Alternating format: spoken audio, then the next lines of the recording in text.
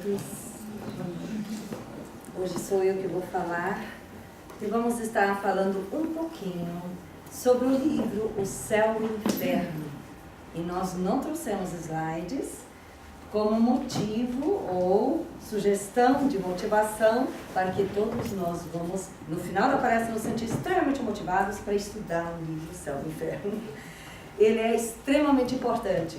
Ele foi lançado no ano de 1865 e nós estamos comemorando 150 anos este ano dentro deste movimento de entendimento.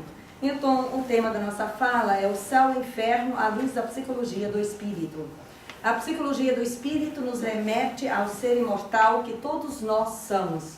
É dentro do entendimento da psicologia que o próprio psicólogo Jesus nos favorece dentro do entendimento das leis de Deus que todos nós, no despertar das nossas consciências, vamos buscando.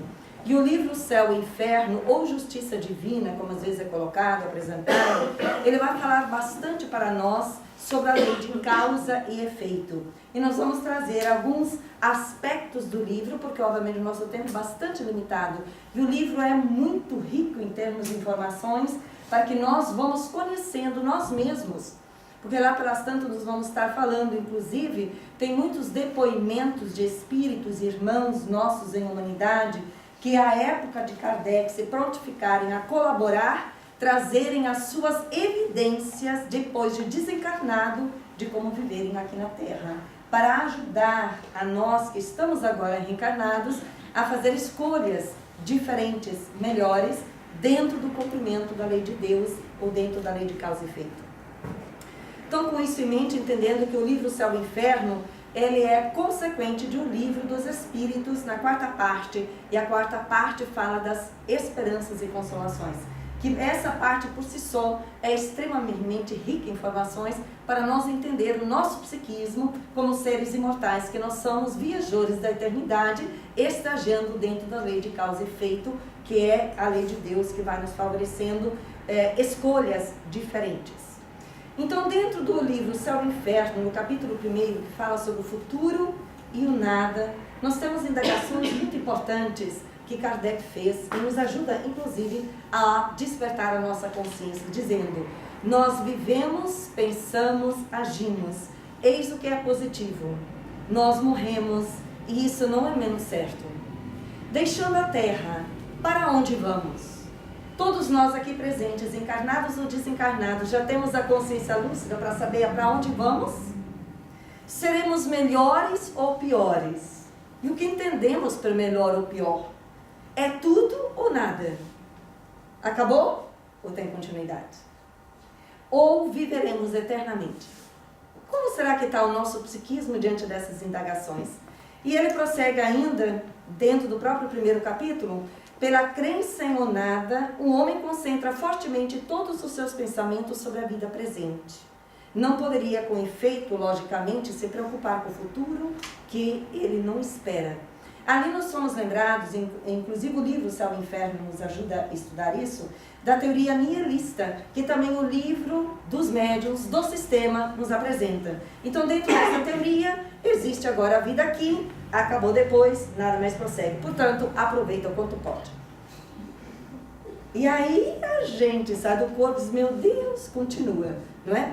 Então nós estamos estudando para entender que essa teoria nihilista, ela segue uma linha reducionista materialista do viver, que é também responsável por muitas causas de suicídios ou de, colocamos assim, escolhas equivocadas que as consciências sob essas teorias podem se submeter por falta de um entendimento mais dilatado. E também retrata bastante do egoísmo, né? Então, se eu sou vivo essa vida, só tenho eu, o que me interessa é comigo, viver bem e fazer o que eu quero. Então, retrata muito entre linhas essa visão mais reducionista, egocêntrica de viver, que muda totalmente dentro do estudo do espírito imortal. Qual a necessidade, se viéssemos da linha de pensar do nihilismo, qual a necessidade do esforço para se tornar melhor? Para que isso se vai acabar, não é? Da repressão para conter suas paixões. Para que eu vou cuidar das minhas paixões, dos meus instintos, se eu sou livre para fazer o que eu quero, depois acaba, morreu, acabou tudo. Fadigar-se para adornar seu espírito, se disso não se deve recolher nenhum fruto, sobretudo com esse pensamento de que amanhã talvez isso não nos servirá para nada. Aonde que existiria motivação para uma consciência se nós não tivéssemos um referencial de prosseguimento, de continuidade, de avanço? Principalmente o entendimento não somente de continuidade, mas de entendimento de continuidade das mesmas tendências, dos mesmos referenciais existenciais, se nós não os mudamos. Então a referência é para que nós vamos constantemente trabalhando essa abertura consciencial dentro da proposta de nos tornarmos mais seres lúcidos e compreendendo as leis de Deus. Obviamente que dentro da visão espírita podemos perguntar ou fazer a indagação que Kardec faz no próprio livro Céu e Inferno. Nessa imensidade sem limites, onde, pois, está o céu? Se nós já saímos do niilismo que não existe, entendemos da imortalidade da alma, da continuidade do ser psicológico e emocional que somos e não corpóreos, então, onde nessa imensidade sem limites está o céu? Será que nós sabemos responder? É uma pergunta interessante. Nós que estamos vindo de outras crenças religiosas, como tocamos no Livro dos Espíritos antes, e com certeza podemos estar trazendo referências limitadas, ainda focadas em referenciais transitórios, de repente pensamos, é lá, o céu é lá. É como se é lá para cima, né? Não sei onde. E falamos do inferno, não sei, é lá para baixo. Mas dentro do Espiritismo aprendemos que não tem para cima, é para baixo, dos lados, né? E a gente fica um pouco confuso no início. Até que vamos nos situando dentro dos referenciais novos e entendendo. Então Kardec prossegue. Está por toda parte, nada o cerca nem lhe serve de limites. Os mundos felizes são as últimas estações a que ele conduzem. As virtudes lhe franqueiam o caminho, os vícios lhe interditam o acesso. Profundo, não? Nós, viajores da eternidade, nos encontramos no planeta de provas e expiações. Por quê? Porque nós estamos nesse nível evolutivo, passando pelas experiências de prova e expiação internas. Não é que o planeta é lá de um jeito, não. É porque nós interiormente trazemos esse nível evolutivo e criamos essa psicosfera que está em movimentação, em regeneração, a partir da regeneração de cada consciência. E mesmo que eu não me regenero, eu tenho dias contados. Então eu retornarei no plano, os outros mais regenerados estarão participando deste movimento de integração de referenciais superiores. Mas é interessante notar, os mundos felizes são as últimas estações que todos nós estamos viajando, estamos caminhando, estamos nos treinando para alcançar, que a ele conduzem as virtudes que flanqueiam o caminho. Isso é importante para nós. Qual é a nossa proposta em termos da nossa evolução, da conquista das virtudes? Nós temos interesse íntimo? Nós nos sentimos motivados? Nós nos sentimos alegres por buscá-las, mesmo que temos pouca familiaridade ou nos encontramos meio desconectos porque estamos aprendendo, mas como ser imortal, que eu estou despertando para a realidade do conhecimento universal da vida que está sendo apresentado para nós dentro do Espiritismo. Será que como nos sentimos? Porque elas serão o caminho às estações felizes. Os vícios lhes interditam o acesso. Vícios, o que entendemos? As nossas imperfeições espirituais. As nossas referências construídas por nós mesmos através dos séculos que não condizem com estações mais felizes. Onde hoje todos nós, seres imortais, convidados pelo Criador para a autoatualização dentro de uma proposta alegre, feliz e renovada, que vamos então percebendo as nossas viciações, entendendo como o próprio Jung nos diz, que toda sombra é uma potencialidade de luz, portanto não há necessidade de esconder e sim de transcender pelo caminho da humildade. E ali vamos fazer a reintegração saudavelmente. E ele prossegue ainda no capítulo 4, no item 12, sobre o inferno. Onde está situado o inferno? Então nós já aprendemos alguma coisa sinteticamente, onde fica o céu. E onde fica o inferno? Não é? Então, se for considerado do ponto de vista materialista, obviamente que nós aprendemos que é no lugar subscrito, onde que normalmente é o suplício do fogo. Quem de nós não aprendeu isso em alguma instância ou traz no seu psiquismo? Ou o suplício dos vermes devorando nossa matéria, que pode ser bem desesperador. Porém, nós vamos adiante. Que entre o céu e o inferno, que inicialmente foi apresentado às nossas consciências, como tudo evolui, tudo se desenvolve, depois veio um terceiro elemento intermediário, chamado purgatório. E o que entendemos por purgatório será, né? O Evangelho não faz nenhuma menção ao purgatório, que não foi admitido pela Igreja senão no ano 593. É um dogma mais racional e mais conforme a justiça de Deus do que do inferno, ensina Kardec. Estabelece penas menos rigorosas e resgatáveis. Já está melhorando, né?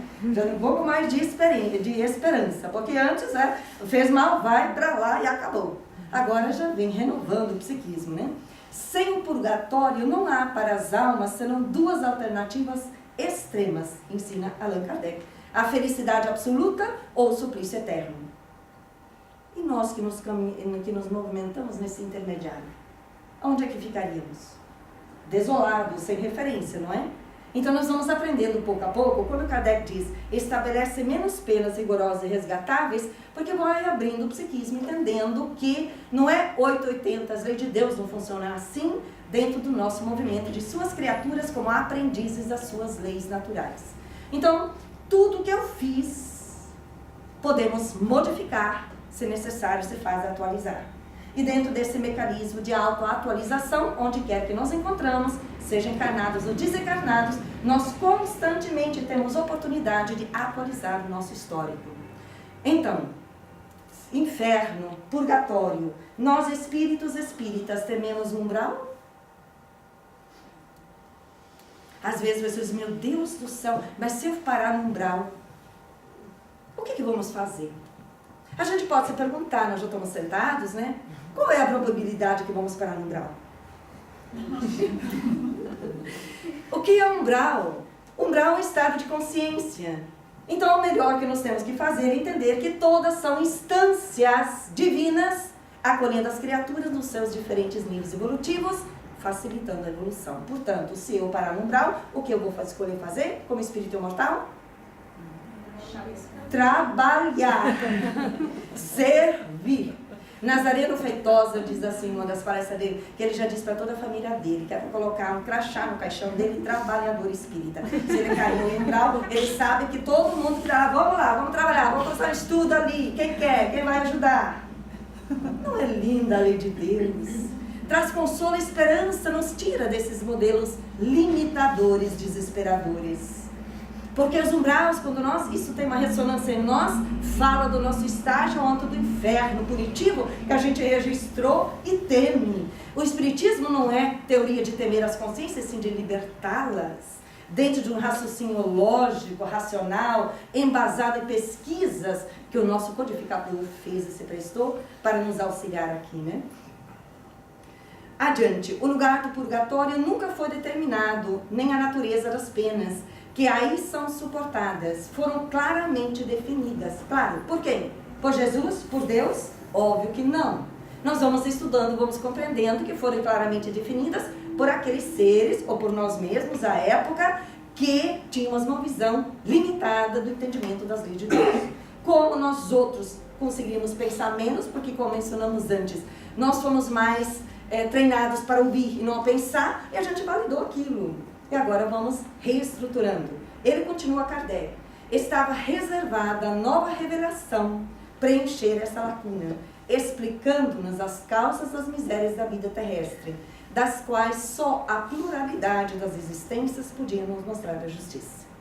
Então, nós entramos dentro do desenvolvimento do pensamento da pluralidade das existências, das várias existências que nós já passamos, e das quais essas misérias que nós encontramos, ou estes quadros limitadores perante todo o divino que existe, é oriundo do espírito empobrecido perante a conquista dos valores superiores da vida, que todos são transitórios, onde ainda predomina muito nosso egoísmo, nossa ignorância, nosso orgulho, que vai gerando essas misérias temporariamente. Mas todo espírito, em toda época, está sendo convidado pela autoevangelização de sair da massificação, elegendo-se a transcender conceitos que não condizem dentro do movimento ascensional da consciência. Isso todos nós podemos fazer.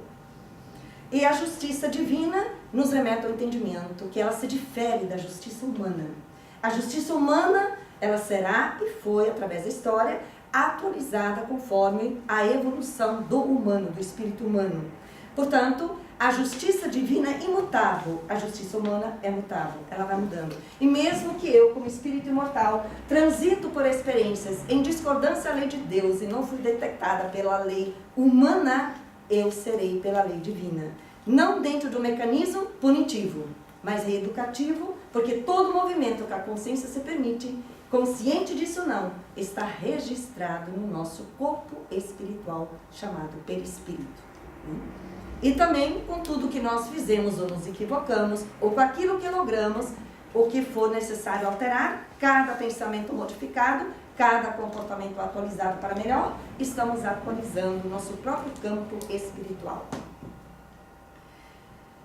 Prosseguindo então, cada existência para a alma, a oportunidade de um passo adiante, de sua vontade depende que esse passo seja o maior possível, de vencer vários escalões ou permanecer no mesmo ponto.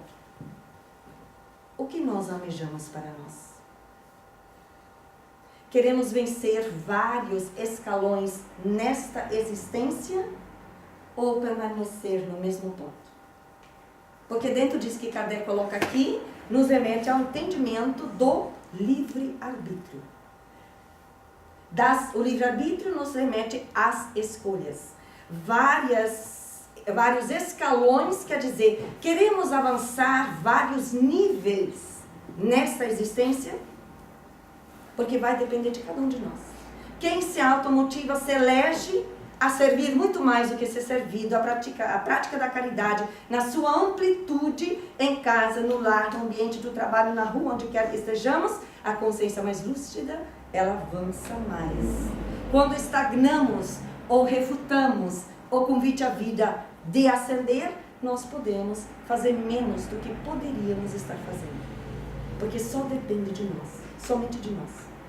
Oportunidades nós todos temos. A palavra purgatório revela a ideia de um lugar circunscrito, por isso se aplica mais naturalmente à Terra, considerada como lugar de expiação do que de espaço infinito. E se é a Terra um lugar de expiação, falamos de novo, não é o local físico, é o estado psíquico consciencial.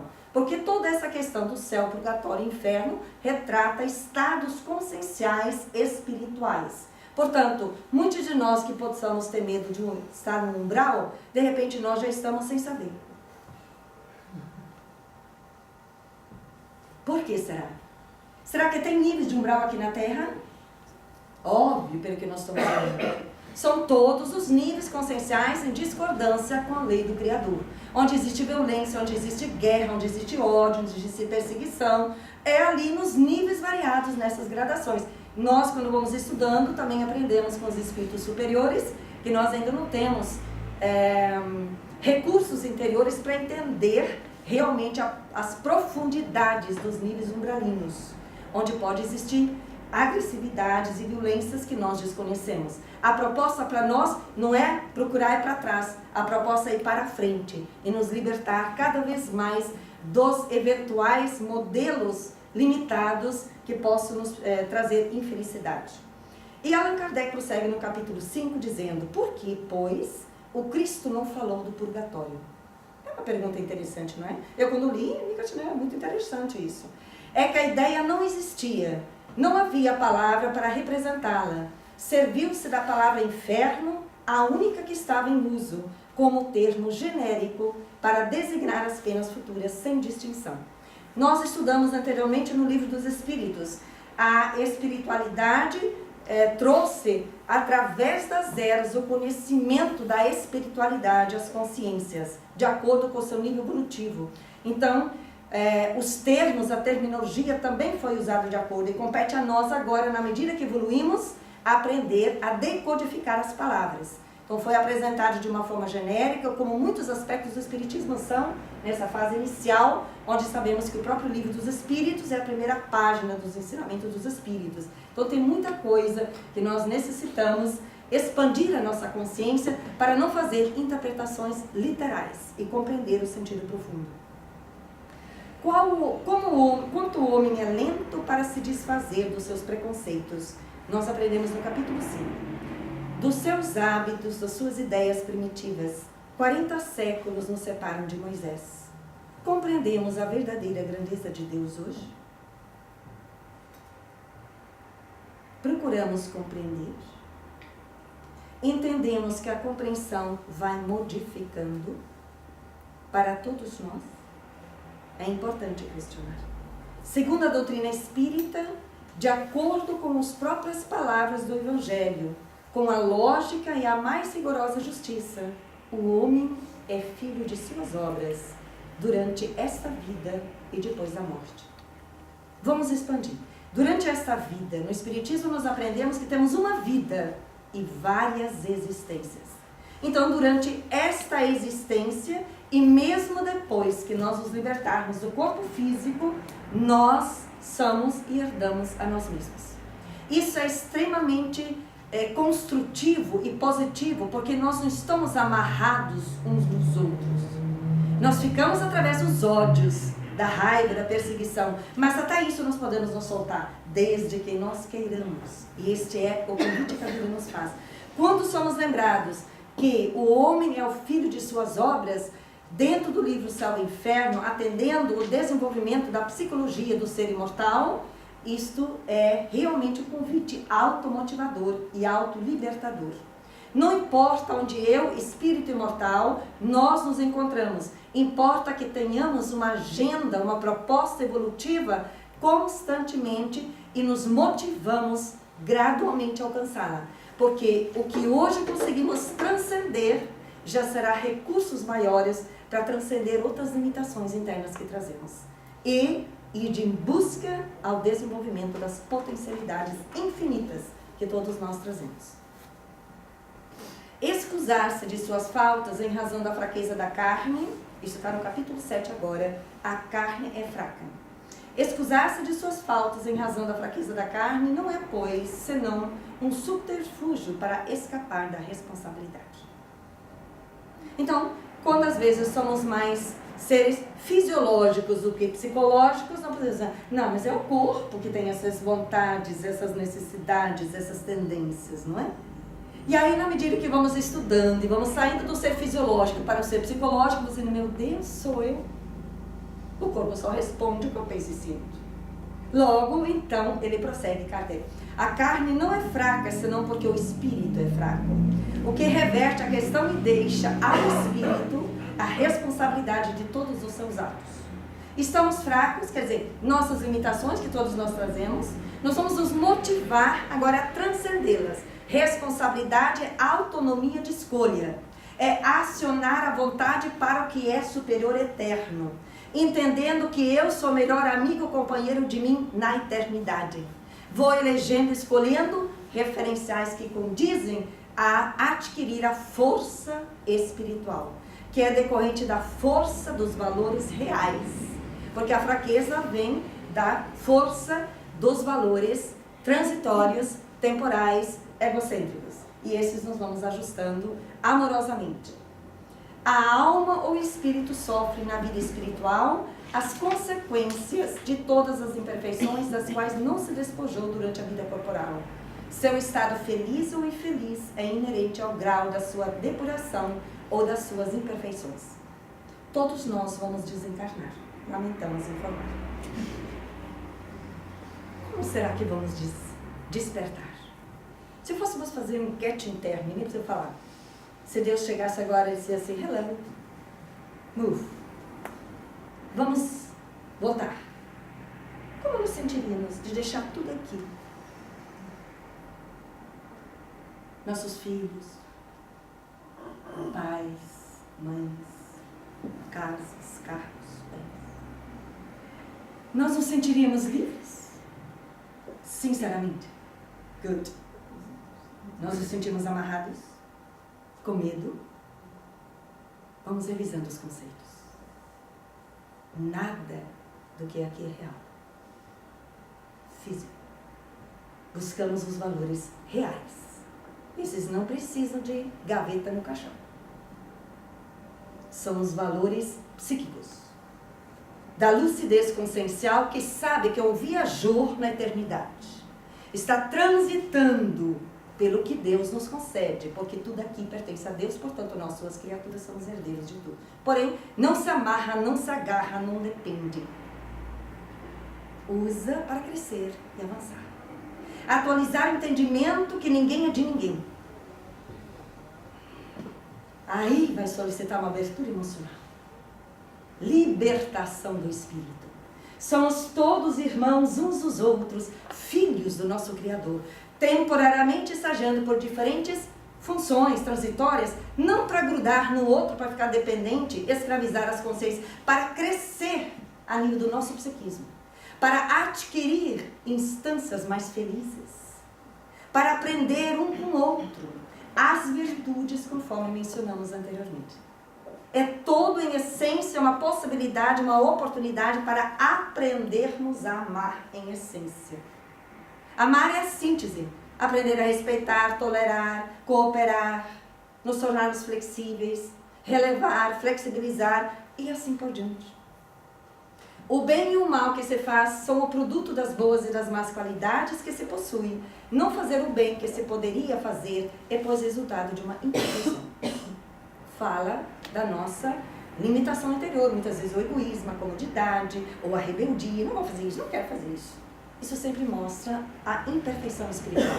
Quanto mais nós estamos atentos e despertos, percebendo que cada segundo é uma oportunidade única no universo para a nossa elaboração consciencial construtiva, nós abraçamos, nós engajamos e vibramos e agradecemos ainda a Deus pela oportunidade de refazer o nosso caminho, desta vez diferente, mais feliz.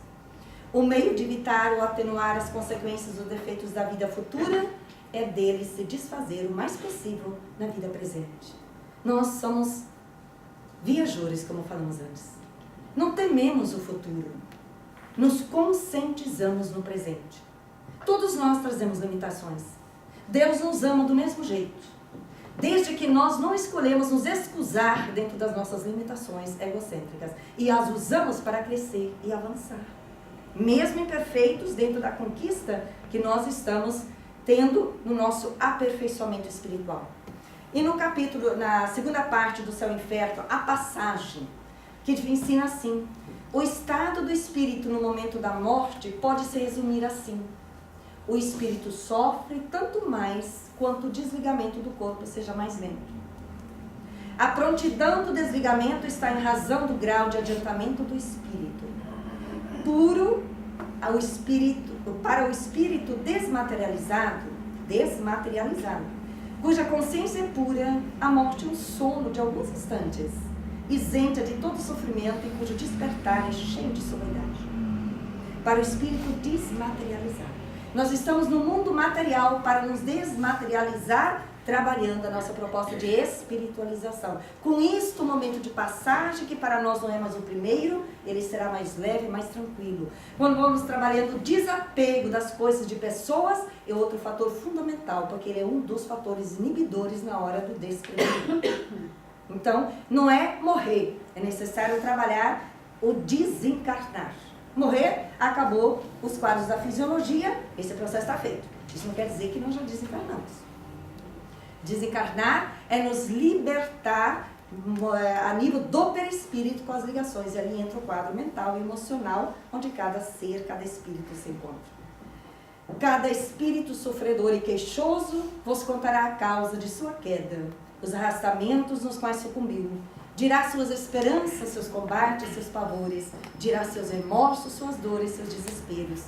Isso nós encontramos do capítulo 2 da proibição de evocar os mortos, onde que cada espírito vai falando. Nós temos os espíritos felizes, infelizes, orgulhosos, sofredores, os egoístas, os endurecidos, os hipócritas, os suicidas, que se prontificarem à época de trazer, como mencionamos inicialmente, a sua experiência. Vale a pena ler, estudar e refletir, para que nós vamos aos poucos trabalhando o nosso processo de desencarne, dentro do entendimento, conforme Leon Denis nos diz, que morte é vida, e vida em abundância, trazendo segurança para nós dentro desses movimentos que nós vamos passando gradualmente como seres imortais. Concluindo, então, nós vamos reconhecer que a mudança é possível e acontece quando se tem sinceridade de propósitos e se empregam esforços próprios. Todos nós podemos mudar constantemente. Não a perfeição, porque não é possível nesse estágio, mas trabalhar no aperfeiçoamento ético-moral. Constatar a eficácia da prece sincera e o socorro aos espíritos, tanto da parte de encarnados quanto de desencarnados de boa vontade. A prece é um elo de ligação da criatura com o Criador, ou com seus instrumentos de auxílio, que são os espíritos de luz, que vai ajudando a todos nós nos sentirmos mais amparados e mais conectados dentro dos movimentos transitórios que podemos achar desafiadores. Exercitar o conhecimento de si mesmo e a conscientização de que somos espíritos imortais a caminho da evolução e felicidade. Exercitar diariamente a disciplina mental dentro do cultivo de ideias salutares que remetem à consciência, à transcendência da fisicalidade e da materialidade, e sim dentro de um ser atemporal. E concluir que a reencarnação, ao contrário de ser castigo, é oportunidade para o espírito retomar sua caminhada de acordo com a lei de Deus. Dentro da visão espírita, Deus não castiga. Deus é infinitamente bom e misericordioso. Concede a nós, suas criaturas, infinitas possibilidades de reeducação espiritual, visando sempre a nossa evolução. E todos nós estamos dentro deste mecanismo divino, envolvidos no fluido divino chamado amor, para avançar, para evoluir, para crescer. Que nós possamos nos sentir motivados a estudar esse livro em maior profundidade e, acima de tudo, trabalhar o nosso psiquismo em concordância com o psiquismo divino, que vai gerar tranquilidade, paz, esperança no nosso devenir, certeza e maior segurança, que todas as experiências visam o nosso crescimento. E onde quer que nós estejamos, por mais desafiador que possa parecer, recorremos ao nosso Criador e nós vamos encontrar forças internas de autossuperação, de crescimento e de libertação. Muita paz a todos.